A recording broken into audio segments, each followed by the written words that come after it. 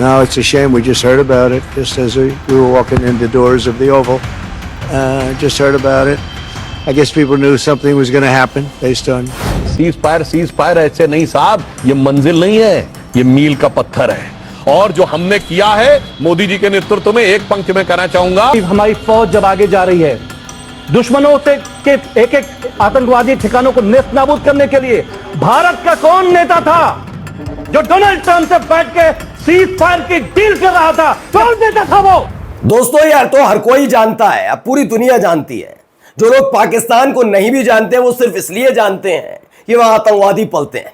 अब सोचिए ऐसे हालात पैदा हुए जहां एक तरफ पहलगाम आतंकी हमला होता है, उसके बाद ऑपरेशन सिंदूर होता है, उसके बावजूद कई बड़े फैसले अलग अलग देश पाकिस्तान को लेकर लेते हैं, जिसमें झोली भर भर कर उसे फंड दिया जाता है। यही नहीं, एक और बड़ा कदम उठाया गया, उसे एक ऐसी संस्था का समिति का अध्यक्ष और उपाध्यक्ष बना दिया गया जो सीधे आतंकवाद को रोकने का काम करती है। यानी कि पाकिस्तान अब आतंकवाद रोकेगा। सोचिए, अपने दिमाग से थोड़ा जोर डालिए रहे दिमाग पर, तो आप सोचिए पाकिस्तान आतंकवाद रोकेगा। इसे क्या एक बड़े स्तर पर यह नहीं माना जाएगा कि हमारी देश की सरकार का विदेश नीति में कोई कमी रह गई? क्योंकि इस पूरे 22 अप्रैल के बाद पाकिस्तान आर्थिक तौर पर कितना मजबूत होता हुआ नजर आया जब उसे झोली भर भर कर अलग अलग संस्थाओं ने पैसा बांट दिया, और अब एक ये कदम उठा है। इसी के साथ आज आपको मैं दिखाने जा रहा हूं कि देखिएगा कि कैसे अब भी नरेंद्र मोदी साहब के नाम पर इस देश की मीडिया माहौल बनाने में लगी हुई है। अभी तक जो सवाल पूछने चाहिए वो सवाल नहीं पूछे, लेकिन अब नरेंद्र सरेंडर वाले बयान को अपने दिल पर ले बैठी है इस देश की मीडिया। लेकिन वैसे ही उसी तेज रफ्तार से लताड़ भी पड़ रही है कि सवाल तो मौजूद है, कहां है पहलगाम आतंकी हमले के 4 वो गुनहगार? उनके गर्दन अब तक क्यों नहीं लेकर आ पाए? क्यों नहीं वो उनको गिरफ्तार कर पाए या फिर उनकी पहचान हो पाई? वो कहां है? वो सवाल नहीं, सवाल क्या, नरेंद्र को सरेंडर कैसे करवा दिया। और आज आपको दिखाऊंगा एलन मस्क और डोनाल्ड ट्रंप के बीच छिड़ी जंग की असली वजह क्या है। नमस्कार, मैं हूं प्रज्वल गौतम और आप देख रहे हैं the live TV. The live TV, सच सबसे आगे। शुरुआत करने जा रहा हूं एक खबर के साथ। इस खबर को पढ़िएगा, बहुत सीरियस यानी गंभीर विषय है। यह अब तक के कार्यकाल में शायद कभी नहीं हुआ, जो इस बार इस सरकार के मौजूदा सरकार की वजह से हुआ है या मौजूदा सरकार के वक्त में हुआ है। समझिए, Rebecca Smith in a major diplomatic shift, Pakistan secure की leadership position at the UN while India faces growing isolation on the global stage. Here's a breakdown of what's unfolding of the international front.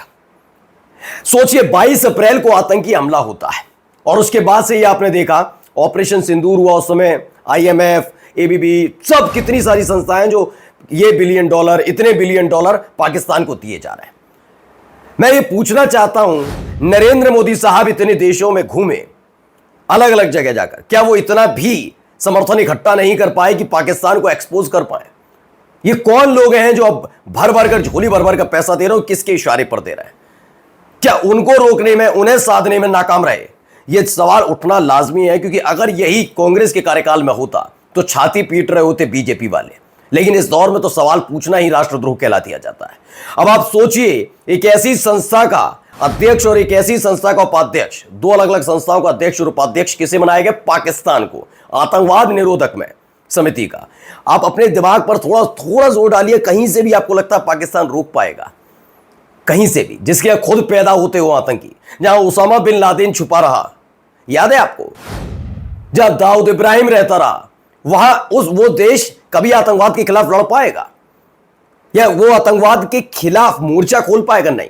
लेकिन इसे सिर्फ पाकिस्तान की जीत या पाकिस्तान के बढ़त के तौर पर मत देखिए, उसकी तो हैसियत या औकात नहीं है। इसे सबसे बड़ी जो फेलियर कहा जाता है वो उस देश के लिए कहा जाता है जिससे उसकी प्रतिद्वंद्विता है और उसके लिहाज से बहुत बड़ा देश है। उसके देश के प्रधानमंत्री अपने आप को विश्वगुरु कहते हैं, उस लिहाज से एक बड़ा झटका है। कम से कम अंधभक्तों, अब तो आंखें खोलो। देखिए, गुरप्रीत गैरीवालिया लिखते हैं, चोर को चौकीदार बना दिया गया। संयुक्त राष्ट्र ने एक बार फिर अपनी संवेदनशीलता दिखा दी। आतंकी देश पाकिस्तान को आतंकवाद रोधी समिति का उपमुखिया बना दिया। जिस देश की धरती से दुनिया को आतंक की आंख में झोंका गया, जिसने ओसामा बिन लादेन को अपने घर में छिपा रखा था, अब वही पाकिस्तान दुनिया को आतंक से निपटने का रास्ता बताएगा। ये किसके इशारे पर हो रहा है? कौन ऐसे देश हैं जो पाकिस्तान को समर्थन कर रहे हैं और कौन से ऐसे देश अछूते रह गए जहां हमारे साहब नहीं जा पाए, या गए तो कितने देशों ने हमारा खुलकर समर्थन किया, इसकी लिस्ट चाहिए।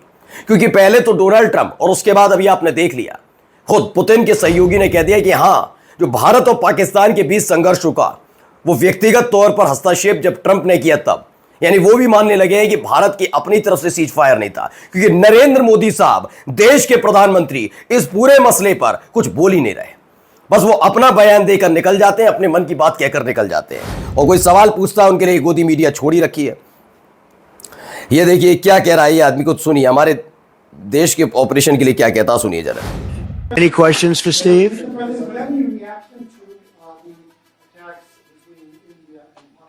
No, it's a shame. We just heard about it just as we were walking in the doors of the Oval.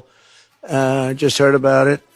I guess people knew something was going to happen based on a little bit of the past. They've been fighting for a long time. You know, they've been fighting for many decades. अब आप बताइए या क्या कहता है आदमी। Operation सिंदूर को Trump ने शर्मनाक बताया, लेकिन ट्रंप किसके दोस्त हैं? नरेंद्र मोदी साहब के।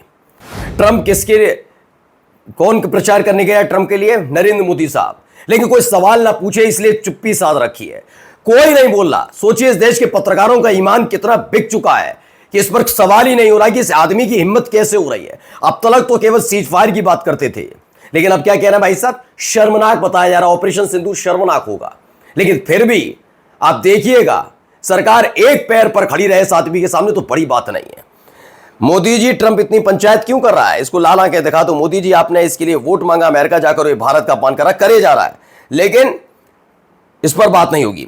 एक कांग्रेस ने ट्वीट किया है, वो पहले खबर आपको बता देता हूं। 27 मई की खबर है। Indian delegation visits Kuwait and sing songs, यानी भारतीय प्रतिनिधिमंडल जाता है कुवैत में, वहां गाना गाता है। 28 तारीख को Kuwait reopens Pakistan visa application after 19 year ban, what a diplomacy. सोचिए कुवैत ने वीजा एप्लीकेशन खोल दी उसके लिए। मैंने बताया ना, तब से लेकर लगातार ही देखिए कितने देशों ने पाकिस्तान को आकर समर्थन किया, और हमारे देश के प्रति समर्थन करने वाले कौन कितने लोग हैं। आप हो सकता है कि आप कहीं जाते हैं, मेहमान नवाजी में कोई क्या कह रहा है वो एक अलग मसला है, क्योंकि हमारा तो प्रतिनिधिमंडल जा रहा है ना अलग अलग के।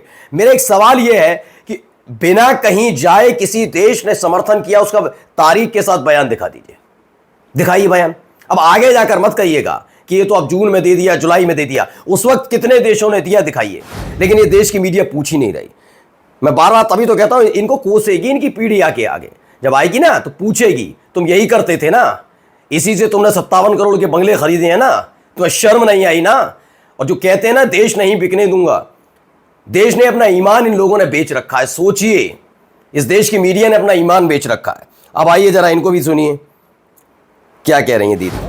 सीज फायर ऐसे नहीं साहब, ये मंजिल नहीं है, ये मील का पत्थर है। और जो हमने किया है मोदी जी के नेतृत्व में, एक पंक्ति में कहना चाहूंगा, तो मेरे को भी मालूम है कि हमारी फौज जब आगे जा रही है दुश्मनों से के एक एक आतंकवादी ठिकानों को नेस्त नाबूद करने के लिए, भारत का कौन नेता था जो डोनाल्ड ट्रंप से बैठ के सीज फायर की डील कर रहा था? कौन नेता था वो? इस देश को लीड करने के लिए हमें लीडर चाहिए, इस देश को डील करने के लिए डीलर नहीं चाहिए हमें। भाई चिल्लाने से पहले सुन तो लिया करो, उन्होंने अपना स्टेटमेंट चेंज कर दिया है। क्या Donald Trump Bharatiya Janata party का पापा है? एक भाई सब ऐसे ही तो सवाल करेंगे, लेकिन अभी इस बात से दिक्कत होने लग जाए किसी को तो क्या ही कहा जा सकता है। चलिए आगे आइए, यहां भी सुनिए यहां क्या हो रहा है। सुप्रिया श्रीनेत क्या करें, सुनिए। सोचिए इस कंगले आतंकी मुल्क को उपाध्यक्ष बनाया गया और हमारा कोई प्रभाव वहां नहीं चल रहा है। ठीक है। बिलावल भुट्टो क्या मुंह लेके ये पाकिस्तान से जाते हैं अमेरिका, वहां पर इनको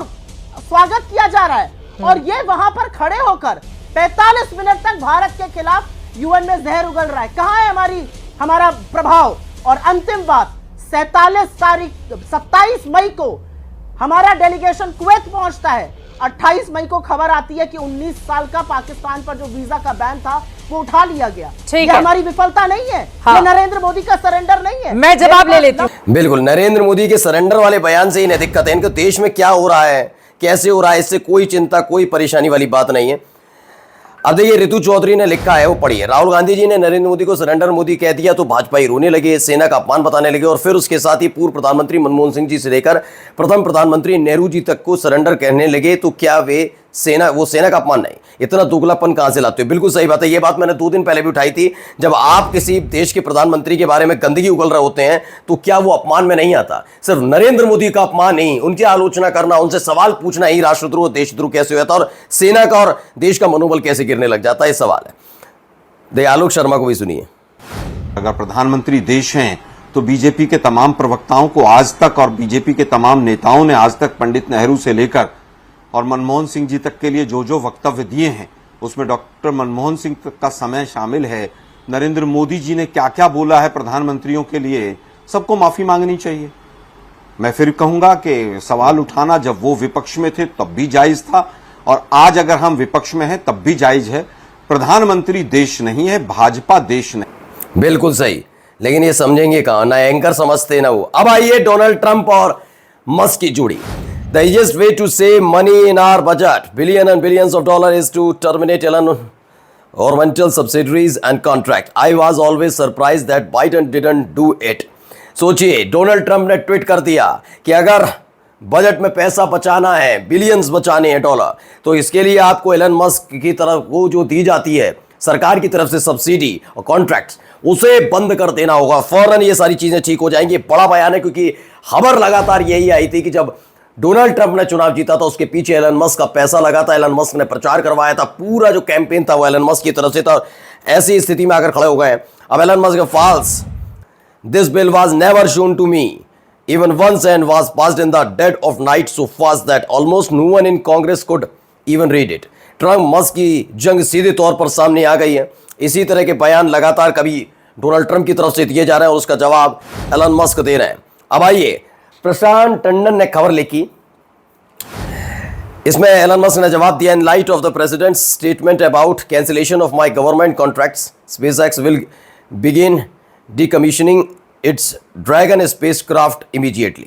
बताया गया एक म्यान में 2 तलवारें नहीं रह सकती तो 2 सन की भी एक साथ लंबे समय तक साथ नहीं रह सकते। एलन मस्क ने इतनी नजदीकी और उसका हस्तक्षेप अमेरिकी ब्यूरोक्रेसी पसंद नहीं कर रही थी। घरेलू स्तर पर अब ट्रंप की प्रति नाराजगी कम होगी, बिल्कुल ये देखने को मिला, लेकिन ताकत चाहिए।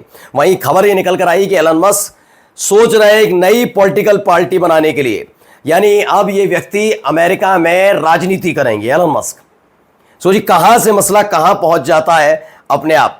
Is it time to create a new political party in America that actually represent the 80% in the middle? अब दावा कर दिया एलन मस्क भी आपको चुनाव लड़ते नजर आएंगे। बस ये ध्यान रखिएगा, अब की बार मस्क सरकार वाला नारा देने के लिए कोई ना पहुंच जाए। नमस्कार। द लाइव टीवी, सच सबसे आगे।